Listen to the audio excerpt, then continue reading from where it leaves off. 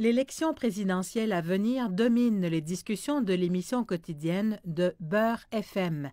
La station radiophonique dessert les communautés musulmanes de France. Aujourd'hui, il y est question de politique et d'islamophobie.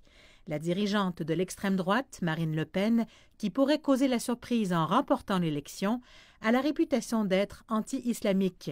Elle attaque régulièrement des aspects de la culture musulmane comme la viande halal, le voile et les maillots de bain burkini. C'est toxique parce que le cœur de son programme politique est clairement islamophobe.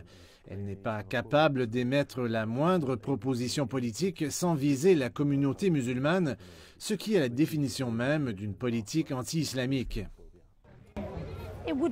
Il est très difficile d'imaginer qu'une victoire de Le Pen causerait la panique parmi les musulmans français, mais ça ne semble pas être le cas. En fait, à cette mosquée de la banlieue parisienne, les dirigeants de la communauté affirment que nombreux sont ceux qui n'iront même pas voter. Les musulmans pensent qu'elle n'a aucune chance de devenir présidente. Alors les musulmans ne sont ni énervés ni motivés à participer à cette élection.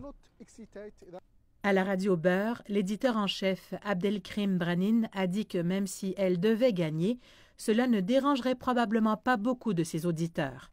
Certaines personnes disent à mon émission que si Marine Le Pen devait prendre le pouvoir, le lendemain matin, ils prendront leur petit déjeuner comme d'habitude et attendront de voir ce qui va se passer. L'islamophobie existe déjà et des agressions racistes surviennent dans des mosquées alors que des têtes de porc sont déposées devant. Bien sûr, avec Marine Le Pen, nous imaginons le pire, et même que ça pourrait encore être pire. Mais je ne crois pas que cela traumatise nos auditeurs au quotidien.